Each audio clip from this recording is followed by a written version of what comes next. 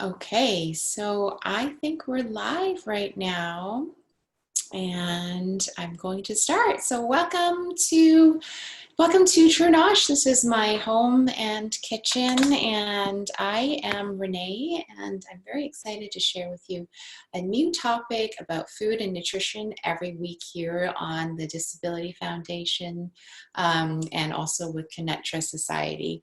And we've been doing this since the COVID has started, so I'm very honored that you guys are still here with me and watching me with sharing my webinar with you, as well as doing some cooking demos.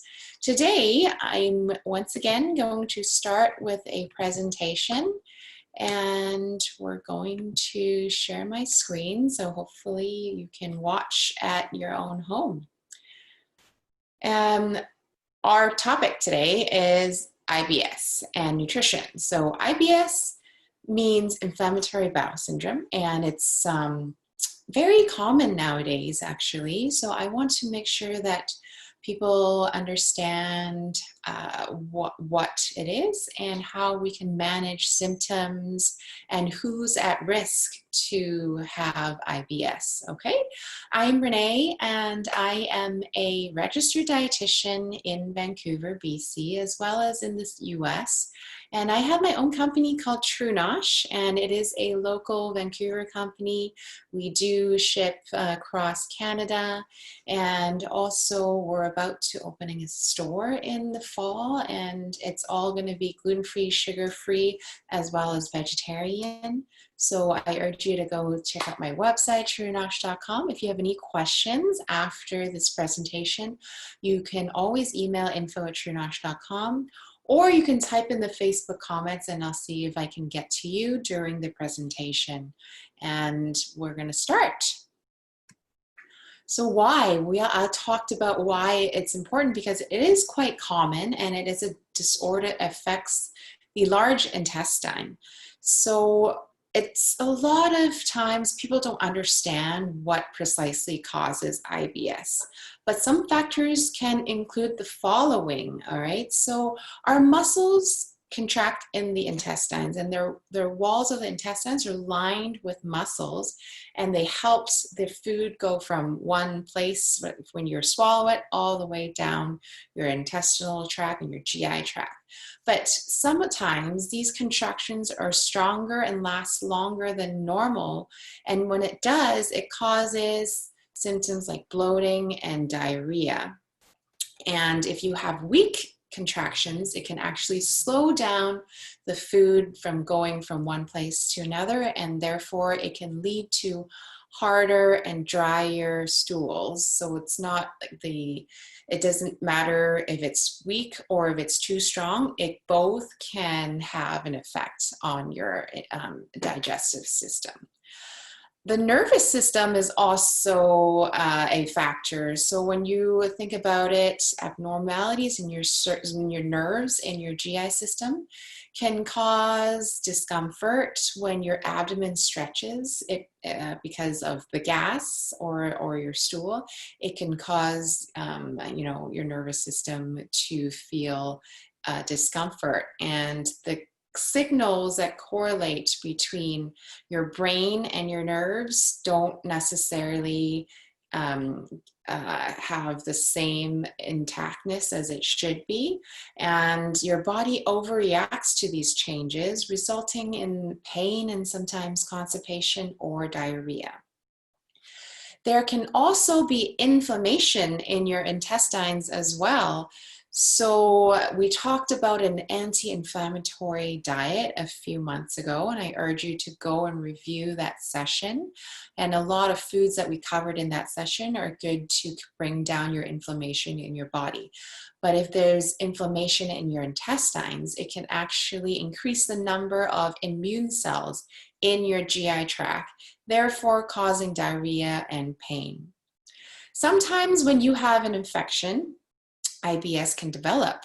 So if you have, eaten something that's bad and you have foodborne illness, that can cause gastroenteritis and cause severe bouts of diarrhea caused by either a bacteria or virus that you've ingested. Then IBS can be associated with, because of the increase of bacteria in your intestines, it can have a bacterial overgrowth, can cause a lot of discomfort as well. There could be changes in your gut flora, right? We talked about that in our probiotics and prebiotics session.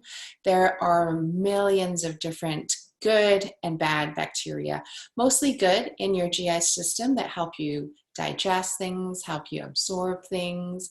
And if there are the microflora in your GI system, play a really good role in keeping you healthy, as well as hydrated, and as well as happy. Also in the session where we talked about mindful eating and how your brain actually talks to your mind and controls some sort of feelings and emotions. Therefore, the bacteria is very important. And if they have different indications that your bacteria has altered, people might suffer from IBS as well. Some symptoms that you might need to be mindful of when you experience it. IBS, it is a chronic condition, meaning it is a long condition that resides in your body. If you don't know how to manage it, it can cause other things too. So some minor symptoms are abdominal pain, cramping, and bloating. And if it's typically relieved by, going to the bathroom, passing a bowel movement, the symptoms you don't have to worry about too much. But if it proceeds, you might need to seek out a doctor. Excess gas, so if you feel bloating, if you always are very gassy, that can also be a problem. And diarrhea and constipation, there are different times when there's a lot of bouts of constipation, or a lot of bouts of diarrhea, you might want to be mindful of seeking help. And then when you look into your stool, if you find some mucus in your stool, that's also a sign that you might have IBS. So people experience IBS at different times, and different times, your signs can be good because it relieves quickly, but sometimes it can be worse each time. So you want to be mindful to when to see a professional to help you with your symptoms and management. So people who are at risk, and these are a few people that I've listed here, young people actually. So IBS occurs in people that are under the age of 50 more frequently. And if you're female, also increases your chances of IBS. And if you have a family history of that as well, because genes play a role, and you may share factors in the family environment. And then mental health. If you are constantly anxious, and if you're constantly in a depressed mood, and if you are always stressed, that can cause symptoms of IBS. And if you have a history of certain physical, sexual, or emotional abuse, that can also increase your risk factors of having IBS as well.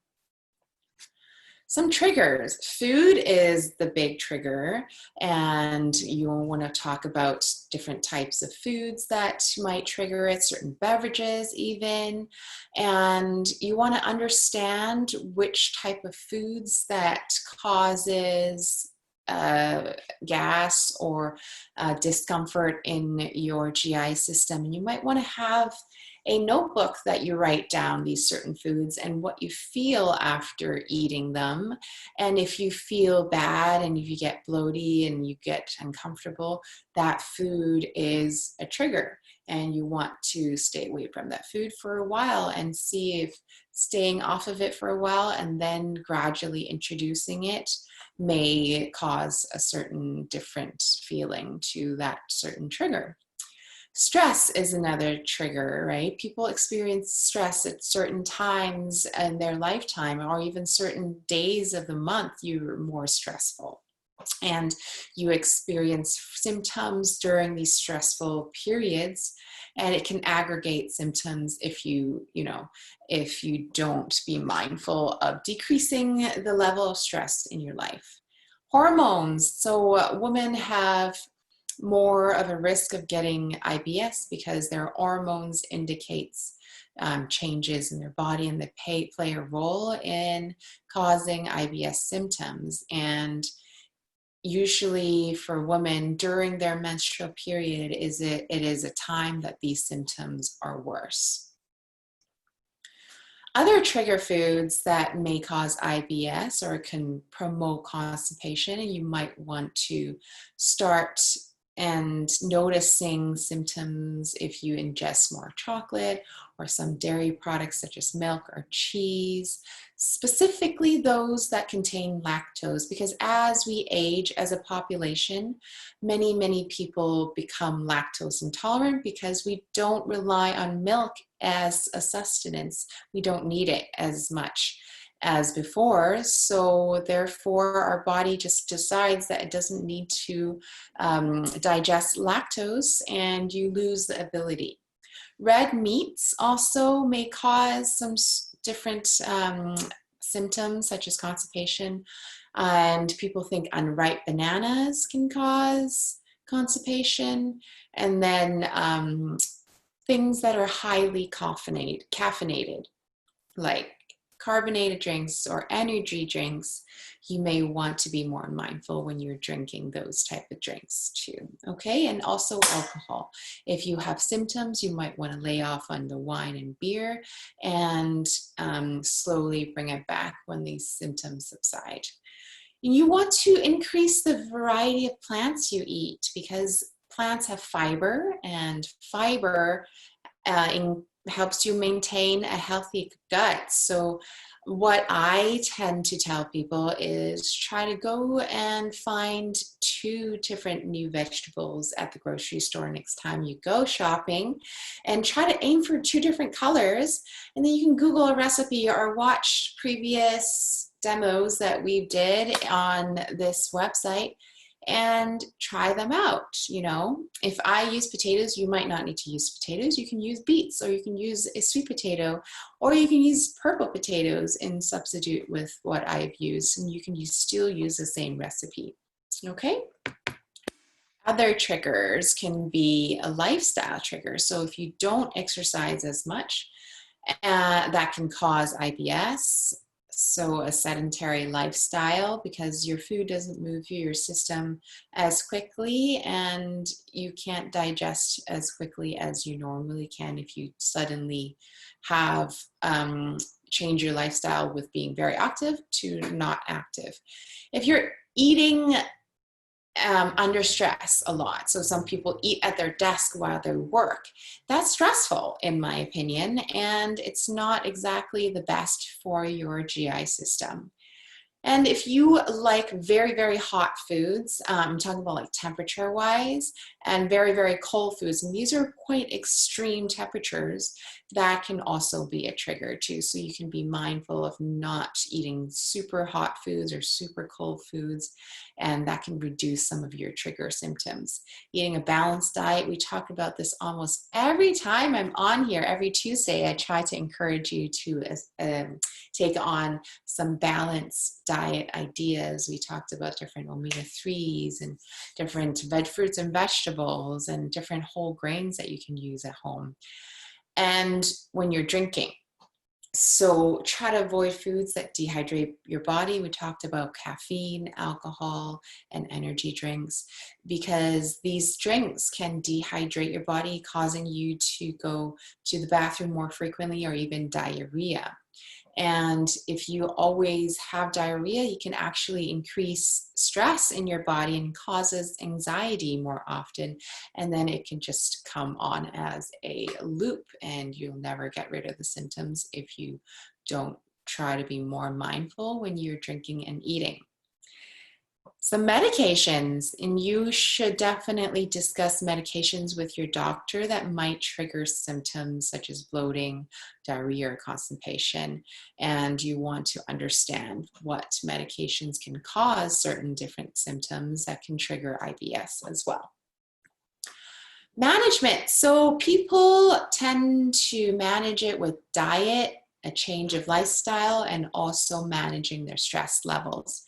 But severe symptoms can be treated with medication as well as counseling. And I don't want to leave out that as an important, and putting it last. Counseling is a very important tool. If you have a therapist that you talk to, if you have a family member that you can actually, empty your bucket with, that's very important to just de-stress. Preventing is the key. So if you want to start preventing IBS, you may want to seek out a counselor that you talk to every so often and can help you change your response to stress. Psychotherapy is also a good tool. A lot of people have insurance that includes that in their package, and why not seek out someone that they can talk to? Biofeedback, there's something that you can seek out, and it can help you sort of unlock the neurons in your brain to help you understand certain changes can be good, and it can be helpful when you are depressed and can actually bring your mood back in check, right? And exercises that can be relaxing, right? So stretching, and you can start by tightening your muscles and then slowly letting go of tension. That can also be a practice of releasing stress. And you can, talk to a physical therapist, or talk to a personal trainer, or even talk to a yoga instructor to see what ideas that they can give you to release your muscle tension. Mindfulness is very important. We had a whole session talking about different types of things that you can think of when you're bored, because sometimes you feel hungry, but you're actually not, and you don't allow yourself to process that you're just bored or you're just thirsty, and you go to the fridge and get some sort of food anyways. Okay, so minimizing distractions when you're eating can also help you focus. Being in the moment when you're eating and really enjoying the foods that you prepared for yourself or someone else had to prepare for you. And it's important to be mindful, and you have to train yourself also to do that. Training yourself to chew longer and to start the digestion process in your mouth is super important. And it is difficult because the society that we live in today doesn't exactly condone that, and makes you feel like you don't have time to do anything. But it's actually not true, and you really need to take care of yourself and understand chewing and focusing on your food is very important.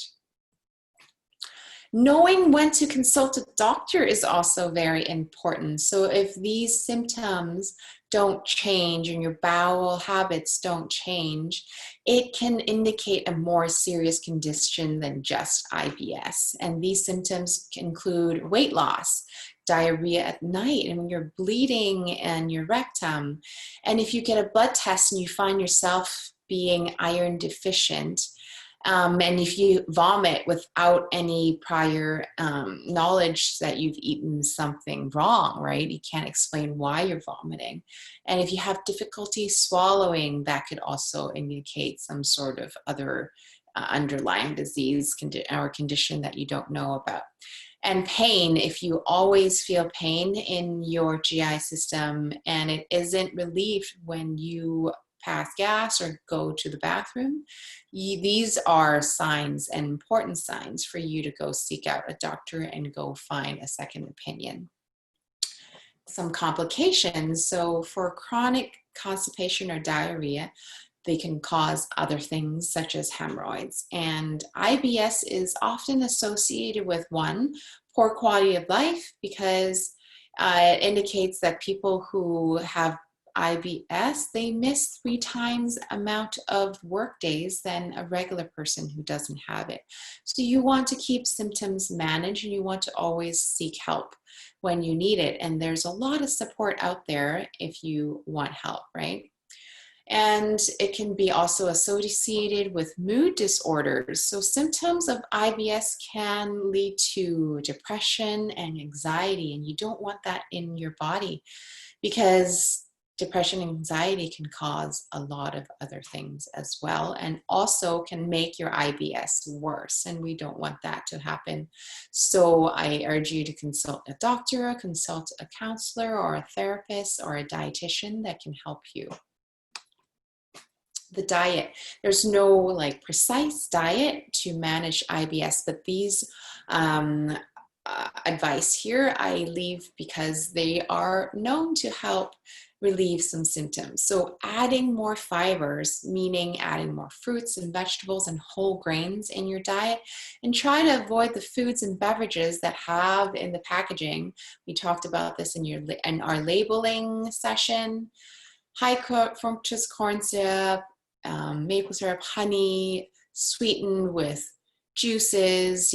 Try to stay away from things that has sweeteners in it, like syrups and added sugars. And try to eat prunes or dates. These are much more natural and much more wholesome than eating something that's sweetened with table syrup or granulated sugar. There are two kinds of fiber, actually, and we did talk about this in our no added sugar session. I talked about soluble fiber and insoluble fiber, and they're both really important, but they're usually both inside your fruits and vegetables and whole grains already. You don't have to seek out both individually. So soluble fiber is what helps you decrease diarrhea, soften your stool, and helps you absorb water and decrease constipation as well, because this type of fiber dissolves in water and forms a gel. So in my sessions, I've used psyllium husk fiber, and that's soluble fiber that absorbs water and forms a gel, and that can really help decrease diarrhea, decrease constipation, and helps you go to the bathroom more easily. And you can find them also in oats, beans, nuts, and even applesauce. Another type of fiber is insoluble fiber. This type of fiber does not dissolve in water, and it's often thought of as the stuff that keeps moving, that keeps you moving. So it bulks your stools and increases motility. So it's in the skins and seeds of the vegetables and fruit, and also in the bran.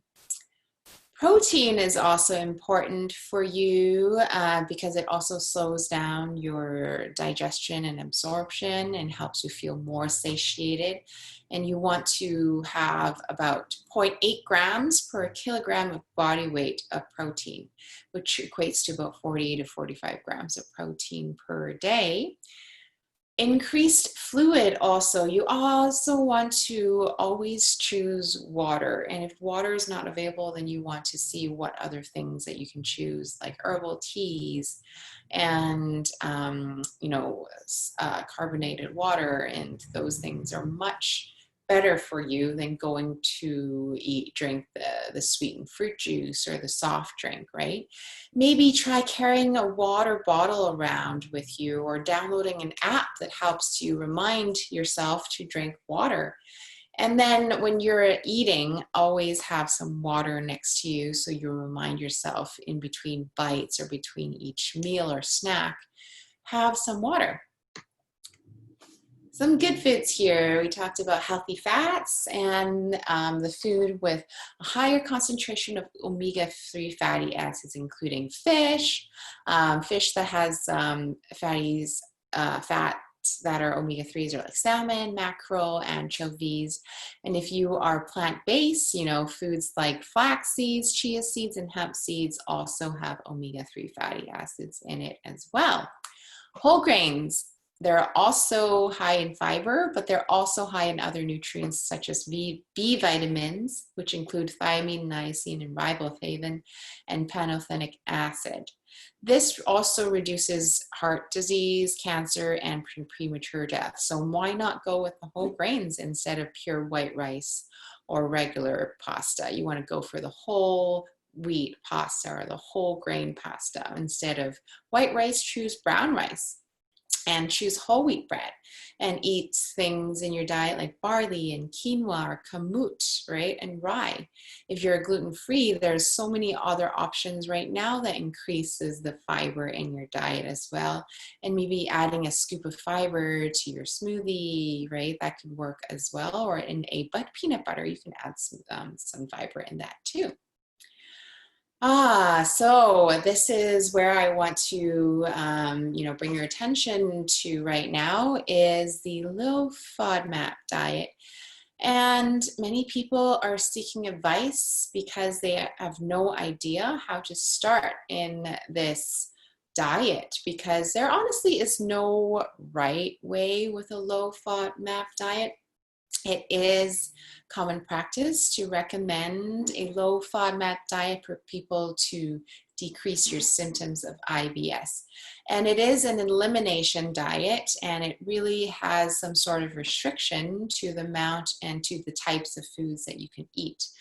But if you work with a dietitian, you can, hone these symptoms down. And if you are put in a low-fat FODMAP diet, this is not meant to be a long-term diet that you need to follow your whole lifetime. It's meant to only be a few weeks to see if your symptoms worsen or they get better with cutting certain foods out, all right? And you want to work with a specialized dietitian who specializes in the low FODMAP diet. And if you work with them for a few weeks, and no symptoms have been relieved, then that is not the diet for you, and you won't want to keep that diet in your routine. But this diet has been shown to improve symptoms of approximately 50 to 75% of clients, but it has to be under supervision of a dietitian, and you have to have support, because it is a restricted diet. So as I said, it's meant to be short-term, 2 to 6 weeks only. And you want to understand which foods have fermentable carbohydrates, okay? And there's quite a lot of foods that have that. And usually it's like the simple carbs, but even sometimes complex carbs have fermentable carbohydrates out as well. And this is what the fermentable carbohydrates usually pull water into the intestines, your bowels, and can cause bloating and distension and cause discomfort. And then a change of that fermentable carbohydrates in your diet can alleviate some of your pain and some of your discomfort. But it's important to know that the foods that in the low FODMAP diet is not often unhealthy, and it's often not exactly healthy either. So it really depends on the food that you choose to eliminate, and you have to work with a dietitian in that. Okay. And then eliminating, FODMAPs for symptom control. So if you realize that cutting out fermentable carbohydrates is something that helps you control your symptoms, you can stay on that diet for a few weeks at a time and come out of it by slowly, gradually, and strategically introducing foods that you've previously cut out in the low FODMAP diet period of time, to see which types of food causes your symptoms. And not all of the foods that you eliminate cause symptoms, right? So you want to have a journal that really helps you understand which food cause certain symptoms and which foods don't. If the symptoms do cause symptoms, then you actually want to eliminate that from your diet for a longer amount of time. If the symptoms, subside and you think that it's a certain food, but it's not, then the journal really helps you understand what that is.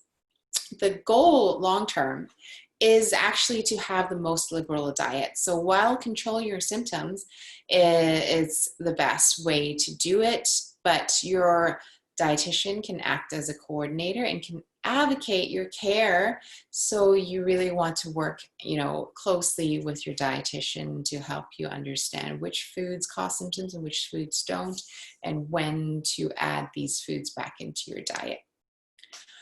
Physical activity is so important to include in your daily life as well. So it's still nice out. You can go for a walk after meals. You can go cycling. You can go and take up a water bottle when you are going for the walk and add some weights, because we learned about that in our protein and lean body mass session, that you need a little bit of weights to maintain your lean body mass and your bone density, so you don't lose your bone density, and therefore you will decrease your chances of getting osteoporosis.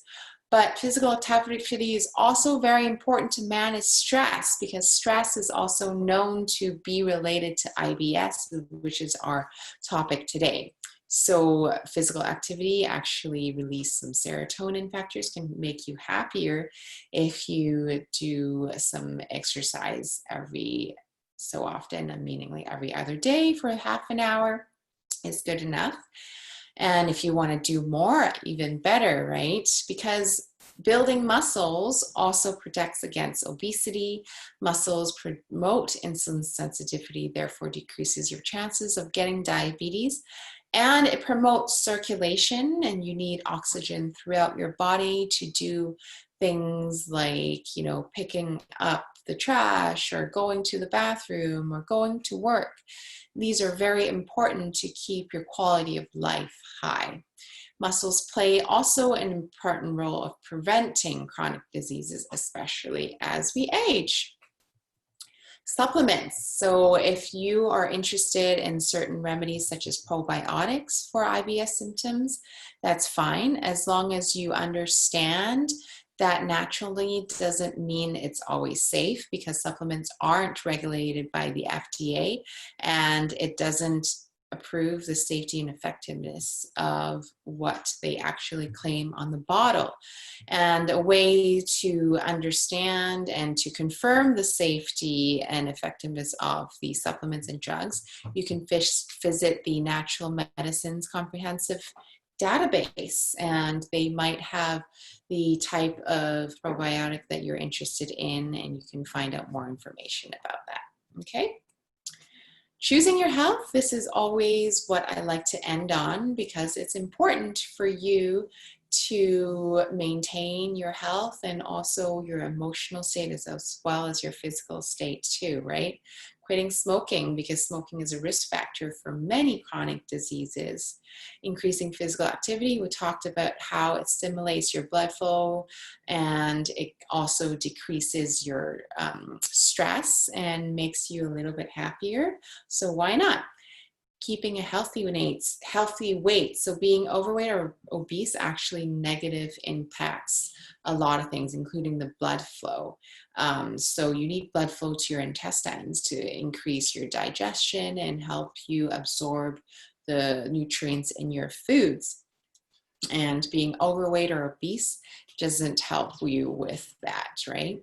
Following a healthy diet, we talked about whole fruits and vegetables and whole grains are super important to add fiber to your diet, to improve circulation also, and to feed your gut microflora. And that's also very important too. Staying hydrated, choose water. You don't want to be dehydrated. It can cause a lot of damage if you're dehydrated, right? So it can cause like constipation, and it can actually damage your endothelial cells and increase inflammation, and you don't want that to happen. And things that you want to do to help you manage your stress levels. We talked about yoga, or taking up a meditation course online, or read a book that can help you calm down. Even gardening and spending time in nature, go for a hike, walk around the block, take in some fresh air. Super important to manage your stress. And talking to a counselor if you need to, it's there for you. Managing health Again, it's not just one pill or one food and one nutrient or even one lab result or one type of exercise. Balancing your diet and exercise routines and being mindful when you're eating are very important to keep in mind as well. An overall lifestyle will make the biggest difference to your health. And reading your labels when you go shopping, make sure you're not hungry when you're grocery shopping, and something that has labeled low fat in the front of the label might not be entirely healthy. You always want to turn the package and look at the behind labeling and also the ingredients, because something that's labeled low fat can contain other refined carbohydrates and have sugar and a lot of sodium in there. So Health Canada has a great website to help you understand reading labels. And if you also want to look back in our previous sessions, we also have a labeling session, and you want to understand how to read food labels, just go to that session. Prevention is key. And there is so much support with HealthLink BC. You can pick up your phone and just dial 811 and you can ask to speak to a dietitian or a physician or a nurse. And also BC Dietitians is there to help you. So bcdietitians.ca, you can go and email them and request a dietitian to answer some of your questions or to see them in person. All right, so that was fun. And then we're gonna go now back to our kitchen, and we're gonna do some cooking with you. All right, so I don't know how to, oh, there we go, stop share. Done this for a few months now. I should know how to work Zoom, but sometimes it's a bit of work. Okay, so today we're actually gonna make a fun dessert that's also very beautiful as a presentation. And it is the end of like the peach and berry season, but I managed to find a really nice juicy peach that we're going to use to make a stovetop crumble. And I'm very excited to show you this recipe.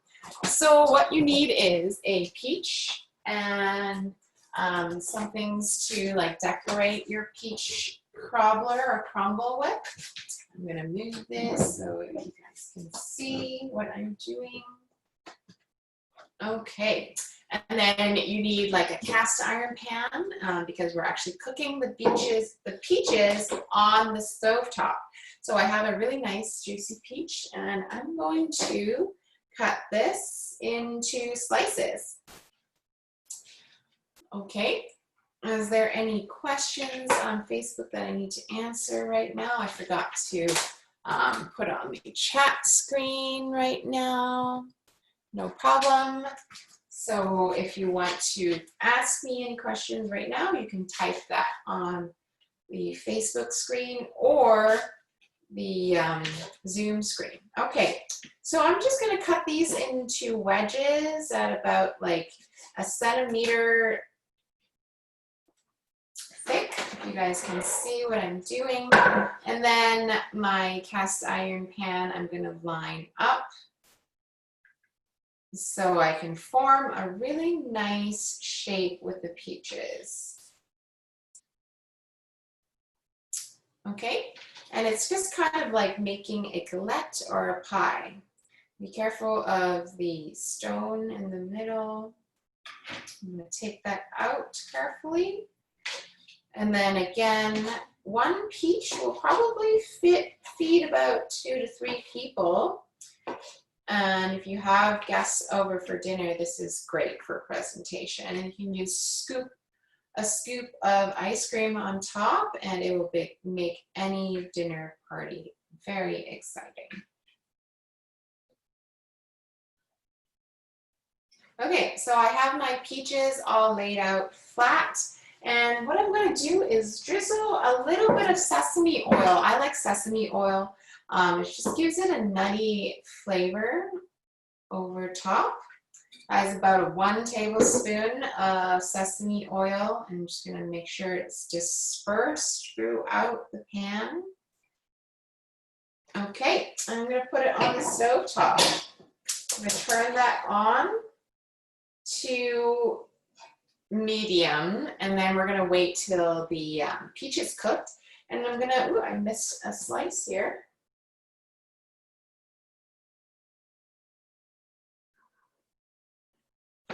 And you can also, what we've done before, we taught a really good banana pancake recipe. You don't need any flour. You can also pour that batter on top of here and make a peach pancake. But today we're just going to do a peach crumble, a stovetop peach crumble that you can whip up in no time after a nice dinner meeting. Or a dinner party, right? So we have some toasted flax seeds here. You can buy regular flax seeds and toast it on top of the stove. I also have some caraway seeds here. And I love the smell of caraway seeds. It's quite nutty and a little bit of star anise flavor, but not too much. And I'm going to also mix about a teaspoon with 2 tablespoons of flaxseed. And then I have some garam masala, and a lot of people ask me what I can do with garam masala other than making curry. Well, you can add it as a little bit of a seasoning too. So I'm going to add a pinch to my flax seeds and caraway seeds. And then we're just going to toss it around. Okay. And what you can do is to find your favorite brand of granola. I do make a sugar-free, gluten-free granola. You should go check it out on my website. And be ready for when the peaches sizzle, you can put it on top of the peaches. So now I'm going to bring the camera closer to my stove. And you can come and take a look at how the peaches look so pretty on sizzling on top of the stovetop, right? Doesn't that look good? And the sesame oil also smells really, really nice. Under the peaches, they look really nice to start off with already. And then you want to take your granola and you want to sprinkle it on top of the peaches. If you have more peaches, you can fill in the middle, but I like to keep the middle open for like maybe a scoop of yogurt if you have it. I will grab some yogurt. And my granola has some pumpkin seeds, flax seeds already in it, and goji berries, so it adds a really nice, colorful addition to the peaches. And you don't need an oven for this because the peaches are thinly sliced and they will finish cooking on the stove top.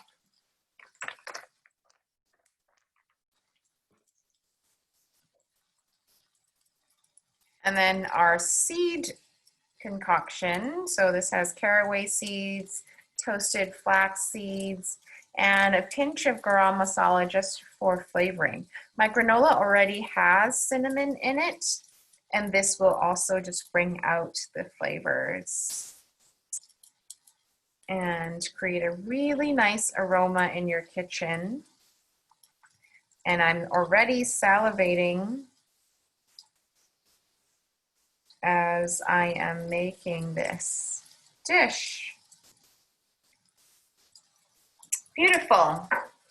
So this dish only takes about, 5 to 8 minutes to make. And now I'm going to go into my fridge and grab my pint of yogurt, and I'm going to enjoy this after the session.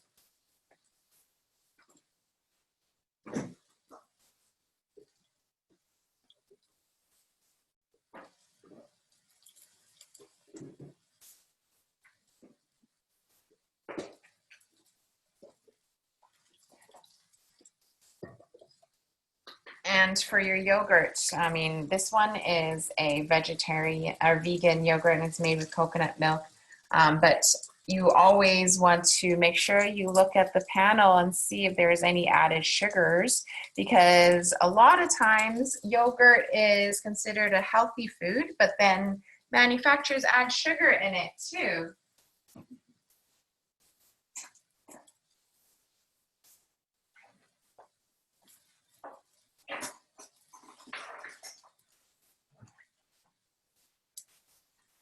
And you want to check out your peaches. If there's a little bit of a crust forming around the peach slices, you'll know it's ready. And it doesn't have to be entirely soft because some people like a nice crunchy peach as well. So now I see some sort of browning around here, and I'm going to turn my stove to low.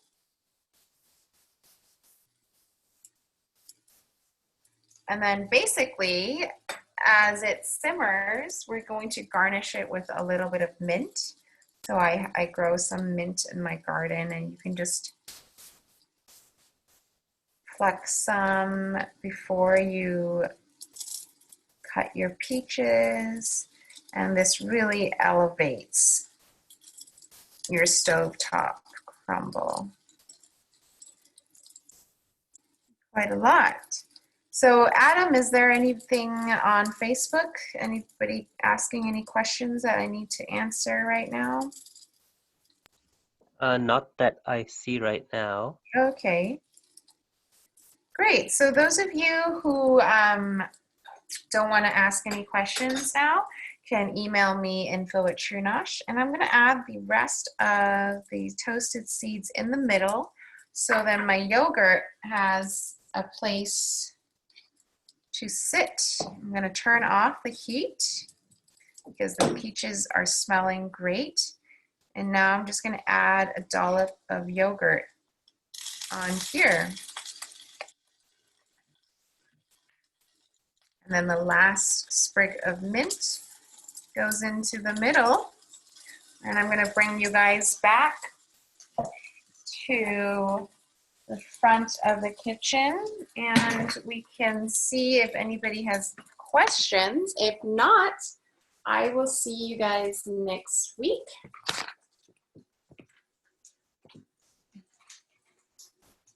And be careful when you're taking that guy off the stove. It is going to be hot.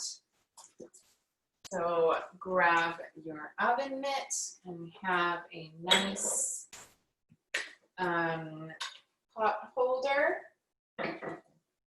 and ta-da, there is your stovetop crumble. So that's all for me, and if you guys want to try this at home, you see that it took no time and we are ready to eat. Okay, doesn't that look good? Woo!